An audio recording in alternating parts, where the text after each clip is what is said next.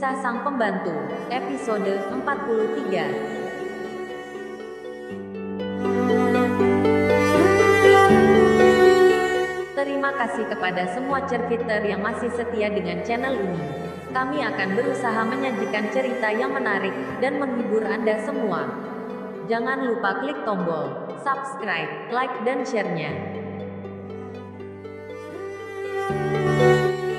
Selamat membaca.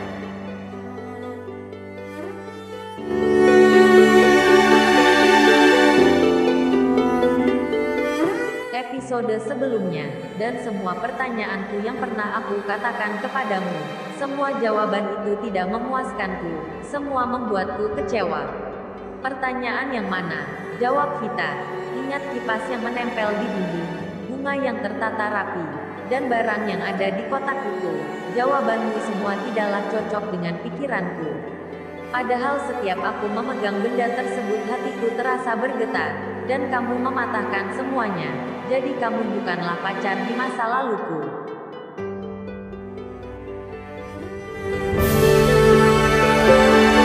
Tapi semua itu hanya barang maupun benda Selvin.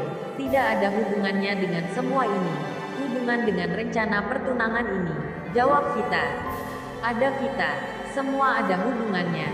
Aku ingin menikah dengan orang yang aku cintai. Dan aku sama sekali tidak mencintaimu. Jawab Selvin. Apakah selama ini aku datang hampir setiap hari tidak kamu anggap aku mencintaimu? Kata Vita.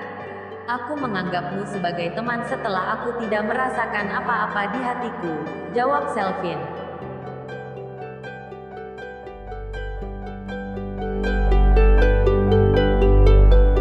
Kemudian sang ayah Vita berkata, "Bagaimana ini Mas Broto? Kami sangat berharap di sini ada keterikatan hubungan mereka. Tapi bagaimana seperti ini? Mas Broto kan sahabatku sejak dahulu. Apakah Mas Broto tidak bisa mengambil tindakan sendiri agar keluarga kita bersatu?" Mas Danu, kita memang bersahabat, tapi kita bukan yang akan menempuh kehidupan antara Selvin dan Vita. Saya selaku ayahnya hanya menyerahkan semua keputusan kepada Selvin. Kalau cocok ya kami cocok, kalau tidak ya kami tidak, jawab Broto dengan tersenyum.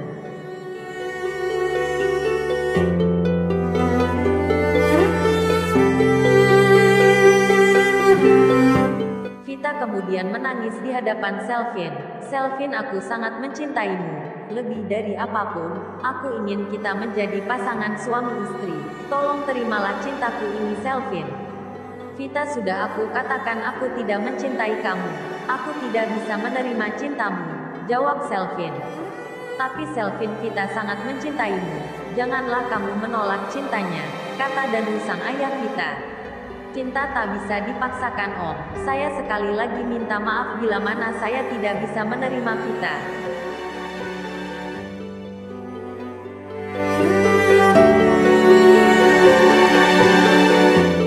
"Tapi ingatlah hubungan persahabatan kami Selvin. Janganlah kamu merusak hubungan baik kami dengan menolak Vita," jawab Danu ayah Vita. "Persahabatan antara Om dan Papa bisa tetap berjalan. Persahabatan tidak harus menyatukan kami, saya dengan Vita. Saya tidak merusak persahabatan kalian berdua, tapi saya mempunyai sikap sendiri. Papa pun tidak bisa memaksaku," jawab Selvin. "Tapi Selvin, tolong pikirkan baik-baik semua ini. Jika kita bersatu maka kita akan bisa merajai perusahaan di negara kita.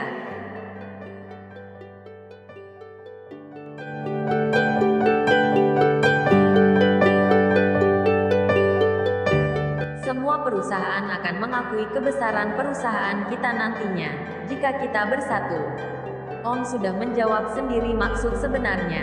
Jika Om mempunyai tujuan mempersatukan perusahaan, berarti bukan cinta tujuan dibalik semua ini, tapi harta adalah dibaliknya.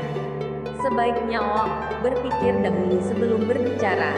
Sekali lagi, jika Om memikirkan harta dibalik semua ini, dibalik pertunangan ini, Om salah besar jika menjodohkan saya dengan Vita, karena saya tidak akan menerima Vita sampai kapanpun.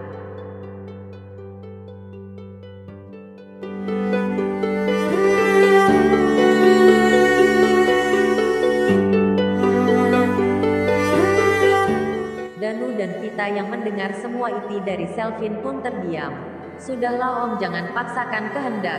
Saya tidak mencintai Vita, dan bila mana sudah selesai saya pamit mau istirahat. Kemudian Selvin meninggalkan mereka dan menuju ke kamarnya. Danu yang bagaikan tersambar petir mendengar jawaban Selvin pun segera pamit dari sana. Malam itu rencana matang Vita gagal dikarenakan sang ayah keceplosan berbicara. Semua berantakan dan tidak sesuai dengan keinginan mereka. Mereka gagal dalam hal tersebut.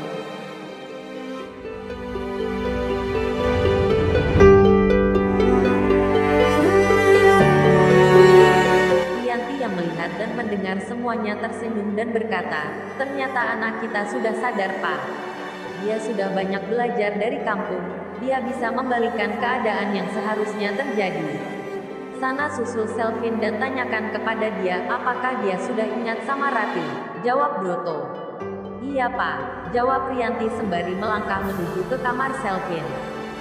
Selvin sayang Mama masuk ya?" tanya Rianti.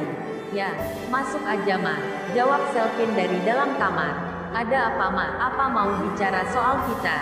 "Malas Ma," kata Selvin.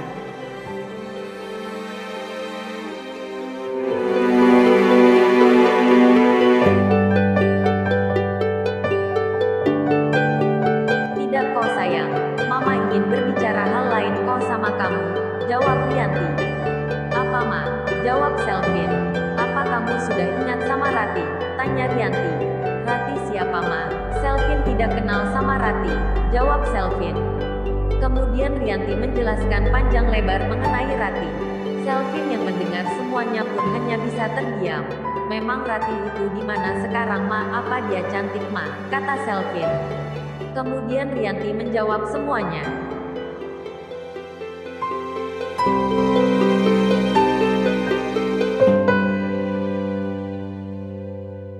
Mendengar hal yang diceritakan Rianti, kepala Selvin menjadi sakit kembali. Selvin segera mengambil obat yang memang diperuntukkan bila mana Selvin mengalami sakit kepala yang hebat. "Kenapa ya Mas setiap mendengar kata Rati kepalaku menjadi sakit sekali? Apa hubungannya semua ini ya Ma?" kata Selvin. Mama juga kurang tahu Selvin. "Entah apa ini yang dinamakan cinta. Cinta yang tak mau terpisahkan. Apa kalian memang sudah berjodoh?" Mama juga tidak tahu jawaban sebenarnya.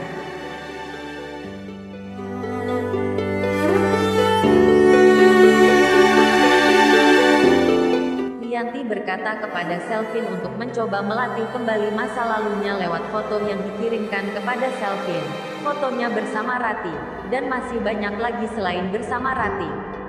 Selvin melihat semua foto-foto yang dikirimkan mamanya. Dia perlahan mencoba mengingat-ingat lagi semuanya.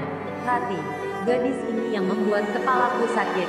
Siapa sebenarnya kamu Rati? Aku ingin segera mengetahui siapa kamu sebenarnya. Tapi bagaimana caranya agar aku bisa mengenalmu Rati?"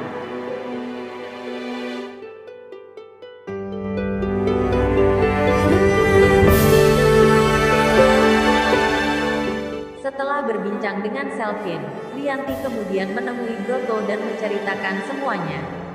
"Biarlah dia melatih sendiri ingatannya Ma. Papa yakin Selvin akan segera pulih ingatannya. Kita tinggal menunggu waktunya saja," jawab Broto. "Iya Pak, Mama sudah tidak sabar melihat mereka seperti dulu lagi. Mama kangen dengan masa lalu mereka. Mereka selalu bahagia bila bersama." Rianti mengenang Selvin yang bersama Rati yang selalu terlihat bahagia. Dia ingin secepatnya mereka bersama lagi.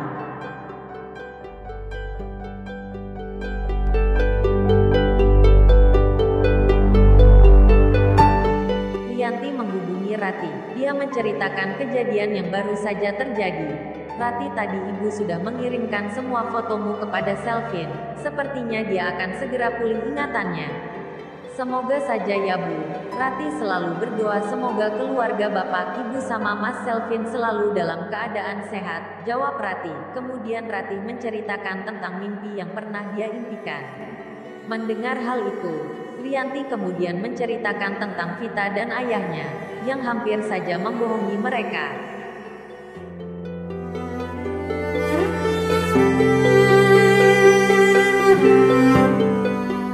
Rati yang mendengar hal tersebut, baru mengerti arti mimpinya. Ternyata keluarga Selvin sedang diincar hartanya. Dan Rati sadar semua pertanda yang dia dapat mulai sebelum Selvin kecelakaan sampai hari ini, di mana Vita dan keluarga mempunyai niat buruk kepada keluarga Selvin. Rati ingin segera bertemu lagi dengan Selvin. Rasa cinta dan rindunya kepada Selvin semakin besar.